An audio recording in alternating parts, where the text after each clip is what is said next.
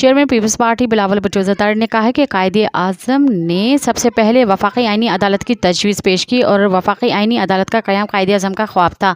X پر اپنی post سے بلاول بھٹو زرداری نے لکھا کہ قائد اعظم محمد علی جناح کی 1931 میں پیش کردہ تجویز تقریباً پیپلز پارٹی کی پیش کردہ تجویز سے مماثلت رکھتی ہے۔ انہوں نے کہا کہ قائد اعظم نے شہریوں کو بنیادی حقوق کے نفاذ کے لیے وفاقی آئینی عدالت، ہائی کورٹس کے فیصلوں کے خلاف اپیل کے لیے سپریم کورٹ اور ایک فوجداری اپیل کی عدالت کی تجاویز دی۔ ان کا کہنا تھا کہ قائد اعظم نے کہا کہ کوئی بھی سوال جو وفاقی آئین سے متعلق ہو یا آئین سے پیدا ہو اسے وفاقی عدالت میں جانا چاہیے۔